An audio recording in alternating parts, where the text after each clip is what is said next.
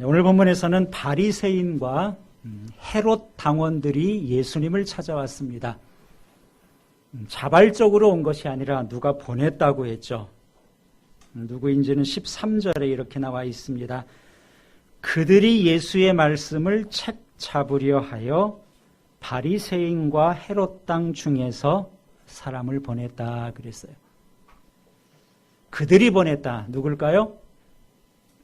우리가 지난주 또 그 전주에 봤던 말씀입니다.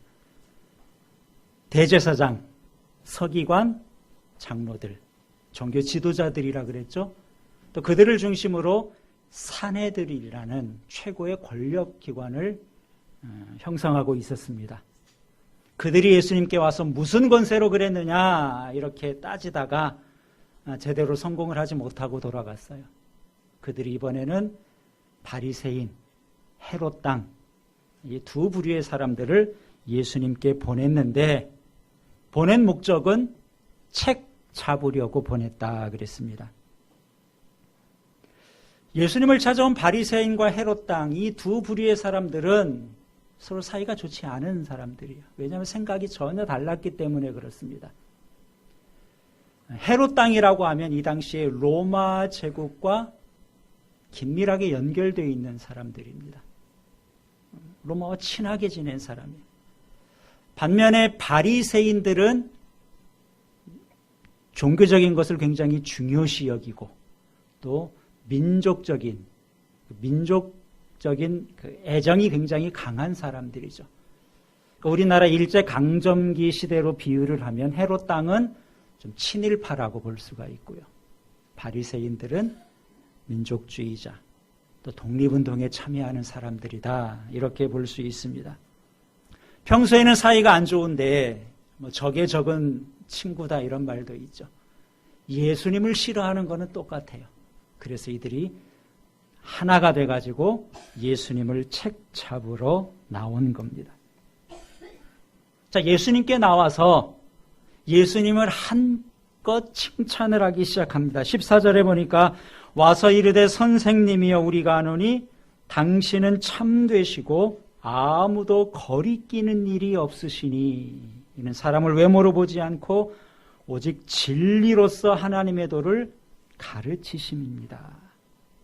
당신은 참되시고 아무도 거리끼지 않는다. 아무도. 다시 말하면 당신은 사람들 눈치 안 보는 분 아닙니까? 아무도 거리낌 없이 하시고 싶은 말씀은 다 하시는 분 아닙니까? 맞죠? 요즘 우리가 종종 듣는 표현대로라면 당신은 사람에게 충성하지 않는 분 아닙니까? 이런 뜻도 될 거예요. 자, 예수님이 그런 분이라고 한껏 칭찬하는 이유가 있습니다. 좋은 뜻에서 그런 것이 아니라 당신은 그런 분이니까 우리가 묻는 질문에 숨기지 말고 그냥 속 시원하게 당신의 생각을 다 말해달라는 거예요. 그런 목적을 가지고 먼저 예수님을 지금 한껏 축혀 세우고 있는 겁니다. 그리고 질문을 하죠. 로마 황제 가이사에게 세금을 바치는 것이 옳습니까? 아니면 세금을 안 바쳐야 됩니까? 간단한 문제가 아니에요. 이 문제를 솔직하게 대답해 달라고 했는데 당시 로마의 세금을 바치는 문제는 이 정치적인 문제만이 아니라 유대인들에게는 종교적인 것과 복합되어 있는 아주 예민한 문제였습니다. 원래 유대인들은 하나님과 언약을 맺은 언약의 백성이죠. 하나님을 왕으로 모시는 사람들이. 그리고 사람이 왕이 있다 할지라도 다윗의 후손만을 왕으로 인정을 합니다. 그러니까 이방인이었던 로마의 황제, 왕으로 인정할 수가 없는 거죠. 심지어 그 황제에게 우리가 세금을 바친다? 그럼 왕으로 인정하는 것이고, 그러면은 10계명 가운데 첫 번째 계명인 우상을 섬기지 말라, 다른 신을 두지 말라, 이 1계명을 어기는 것처럼 엄격하게 생각하는 사람은 그렇게 여겼던 문제예요. 그러니까 세금을 내는 문제를 당연하게 한 것이 아니라 로마 황제에게 세금을 바치는 것은 불경하게 여기는 사람들이 많이 있었고요. 그래서 낼 수 없다고 생각하는 사람들은 로마를 상대로 항쟁을 벌이기도 했습니다. 반면에 이제 헤롯 땅 같은 경우는 로마와 친하니까 그건 우리가 해야 되지 않느냐. 세금을 내야 된다고 여겼어요. 자, 이런 분위기 속에서 예수님께서 로마 황제에게 세금을 바쳐도 된다 이렇게 말씀을 하시면 그동안 예수님께 향했던 민심, 예수님을 좋게 생각하고 따르던 사람들이 많이 있었는데 단번에 민심이 싸늘하게 식는 겁니다. 그러니까 이걸 노리는 거죠. 지난주에 봤던 12절에 이렇게 기록을 합니다. 12절에 보면은 그들이 예수의 이 비유가 자기들을 가리켜 말씀하심인 줄 알고 잡고자 하되 무리를 두려워하여 예수를 두고 가니라. 지난주에 포도원 농부의 비유를 하셨어요. 듣다 보니까 이거 우리 얘기네. 화가 나서 예수님을 붙잡으려고 했는데 그렇게 못했다는 거죠. 왜냐하면 백성들에게 인기가 좋으니까. 민심이 예수님께 향해 있으니까 차마 민심이 두려워서 예수님을 붙잡지 못했다는 거예요. 근데 이런 질문을 해서 예수님이 세금 드려도 된다, 세금 바쳐라 그러면 민심이 떠날 것이고 그러면 당시 권력자들이 예수님을 붙잡아 들여서 그들이 원하는 대로 처리를 해도 문제가 안 되는 거예요. 이것을 노리고 예수님께 질문을 한 거죠. 만약 예수님이 세금 절대 바치면 안 된다 이렇게 답을 했다면 그때는 로마 군인들이 예수님을 잡아갈 겁니다. 로마 황제에게 반역하는 말을 했다 이렇게 해서 예수님을 잡아갈 거예요. 이렇게 말해도 좋고 이렇게 대답해도 좋고 그래서 예수님을 책 잡으려고 나와서 세금을 바쳐도 됩니까? 바치면 안 됩니까? 라고 물어본 거죠. 예수님이 이들의 속마음을 모르실 리가 없습니다. 14절, 15절에 그랬어요. 예수께서 그들의 외식함을 아시고 예수님이 그들의 수에 넘어가지 않고 이렇게 말씀하십니다.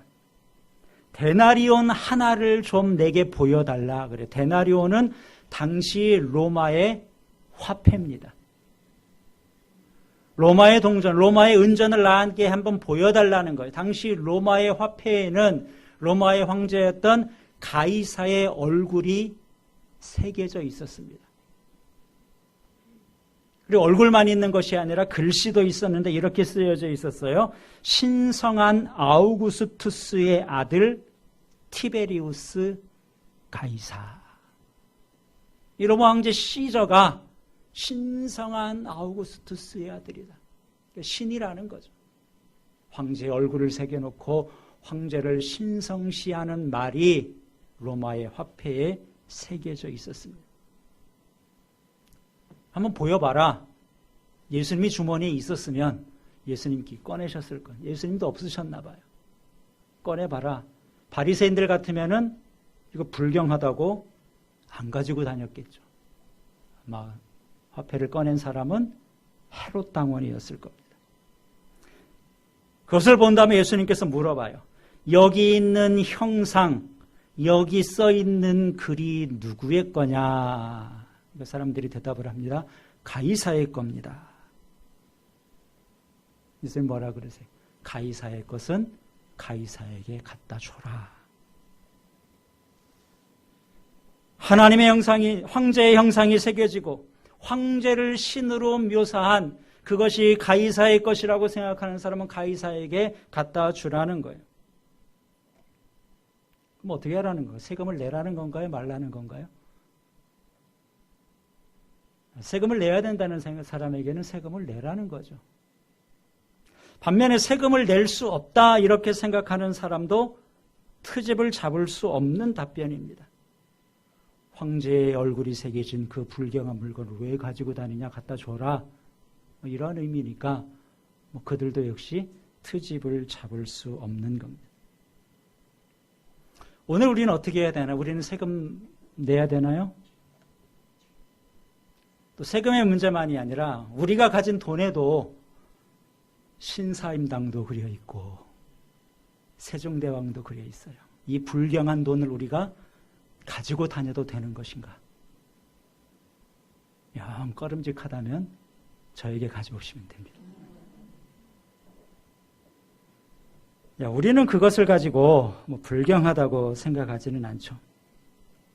우리 성도들은 두 개의 나라에 속한 사람이에요. 이중국적자라고 말할 수 있습니다.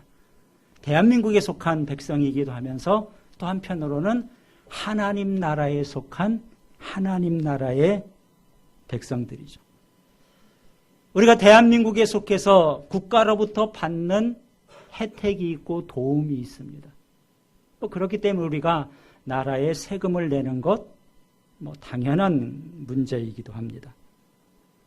또 우리가 돈에 사람의 형상이 새겨져 있어도 그것을 우리가 우상이라고는 여기지 않아요. 그런데 만일 돈에 새겨져 있는 세종대왕을 숭배해라, 그런 요구를 한다면 그때는 문제가 달라지는 거죠. 그건 우리가 받아들일 수가 없습니다.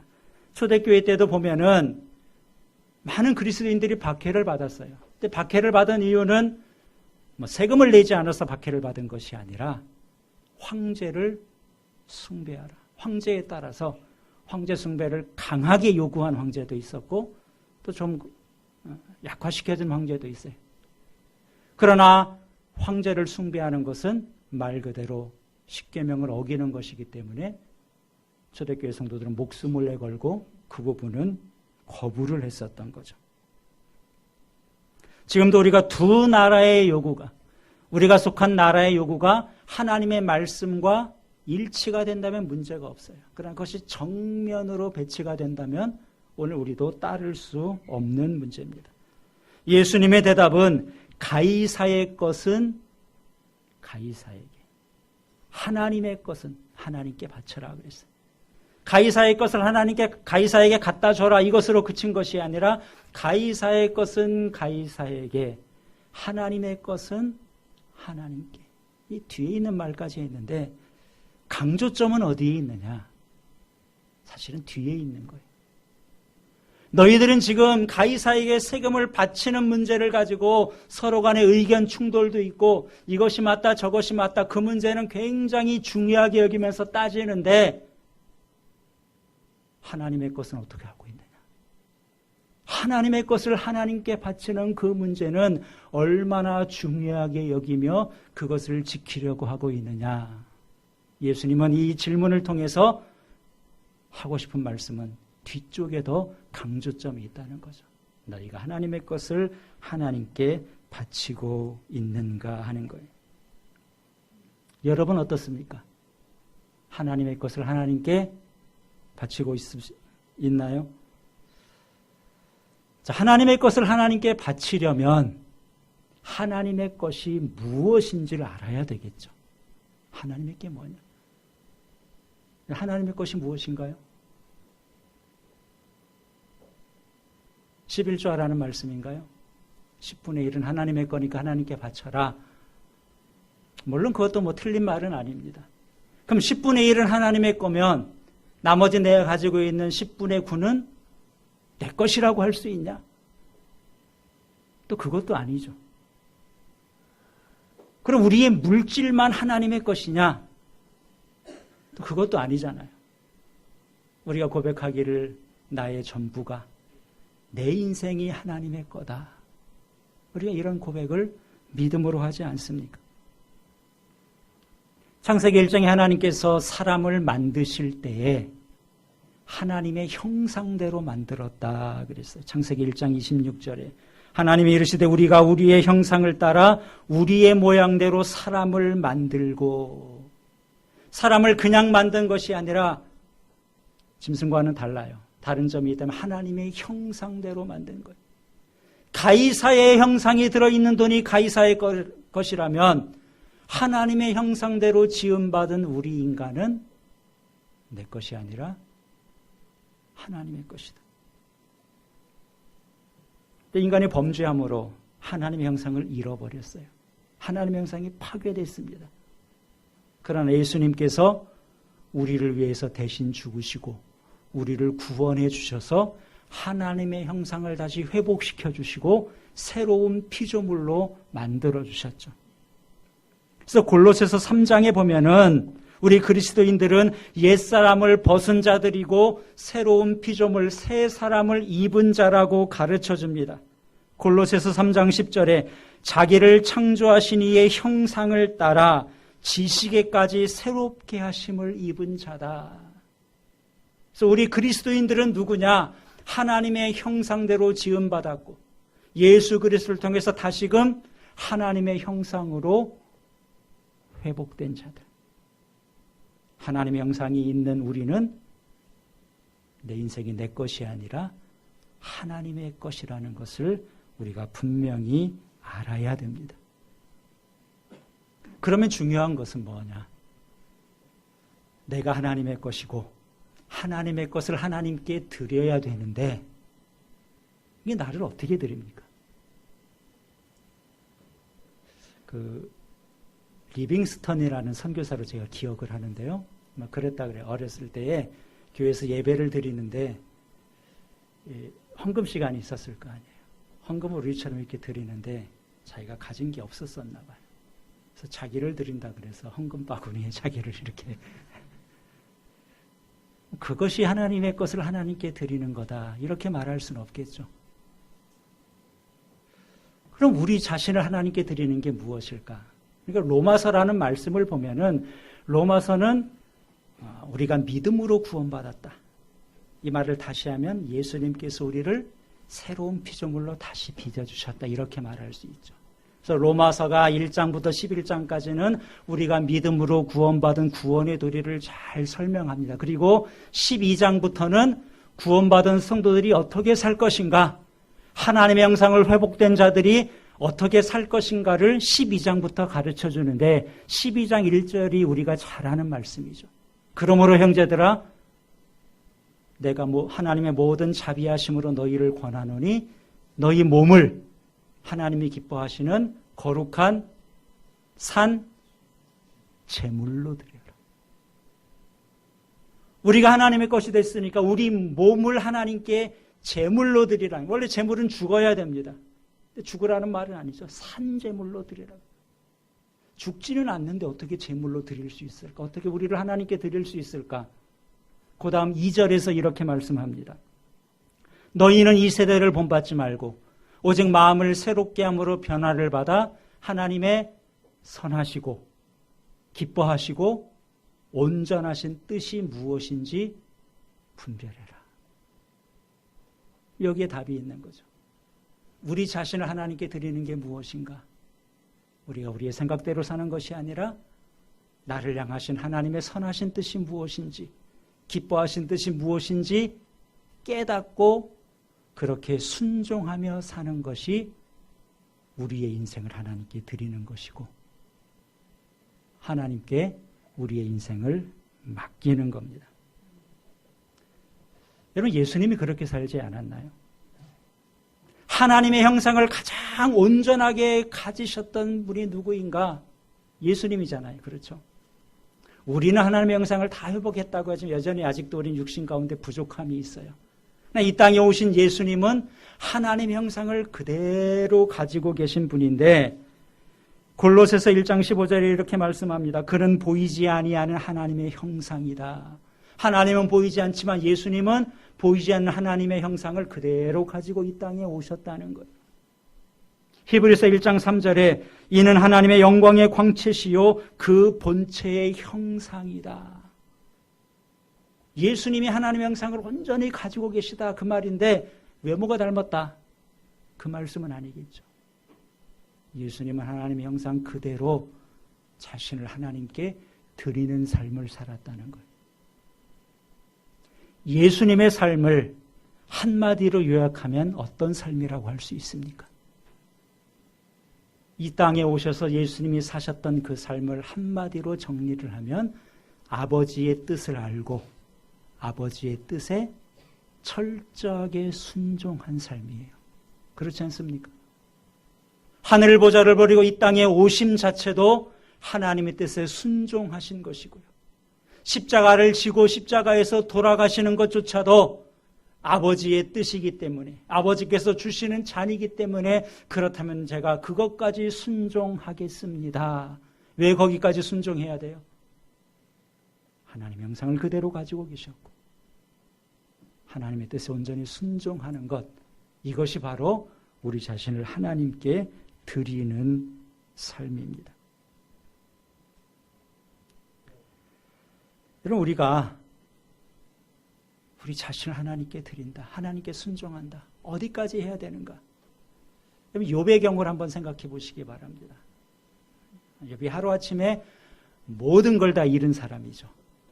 자식도 잃고 건강도 잃고 또 모든 재산도 하루아침에 다 잃어버렸어요. 굉장한 충격이겠죠. 근데 이 상황에서 욥이 왜 나에게 이런 일이 일어납니까?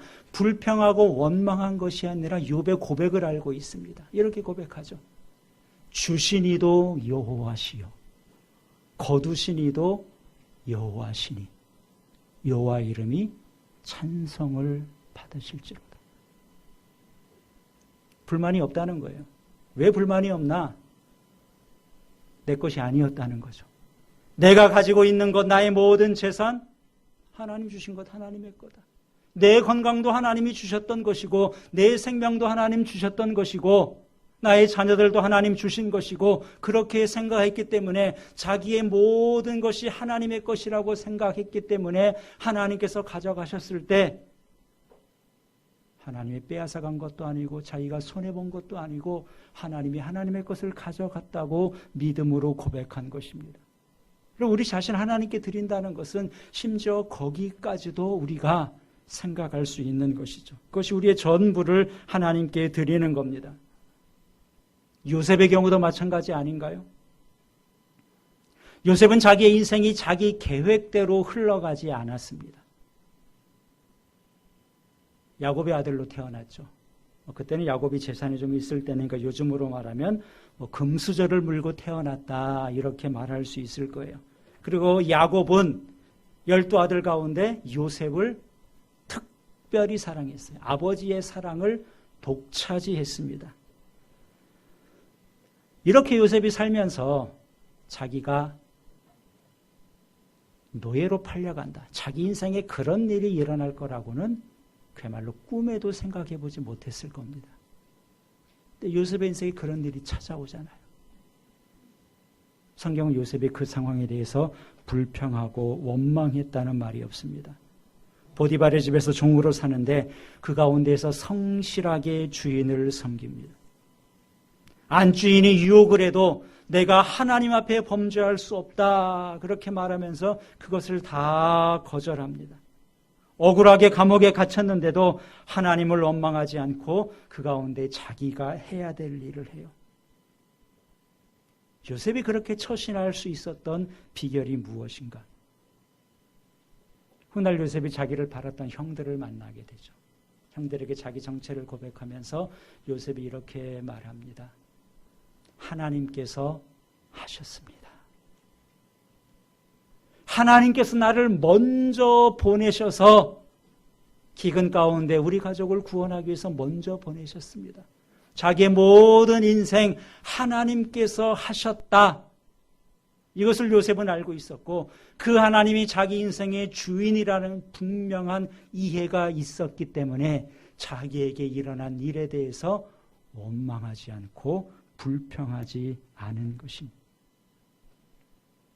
하나님이 하셨는데 나의 모든 것이 하나님의 것이라면 우리가 거기에 대해서 뭐라고 말할 수 있겠습니까? 사랑하는 성도 여러분, 이러한 삶이 바로 하나님의 뜻에 순종하는 삶이에요.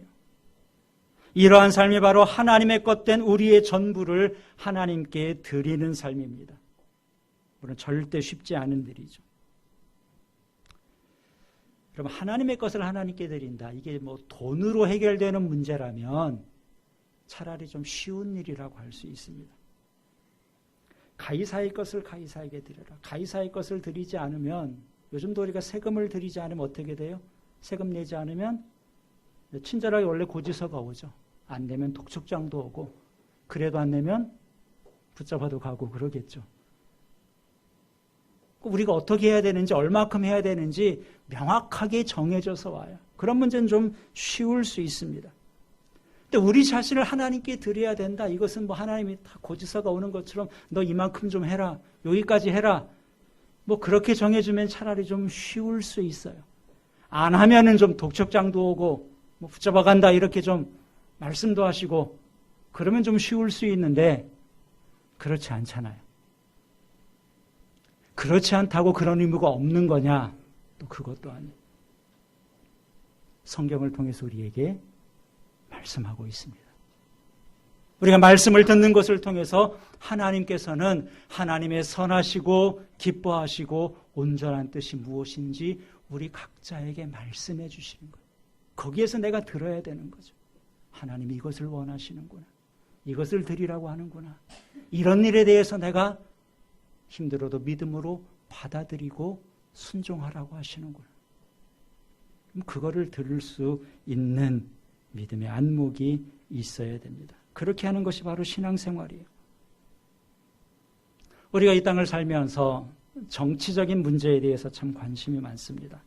우리의 문제니까 정치의 문제에도 당연히 관심을 가질 수밖에 없습니다.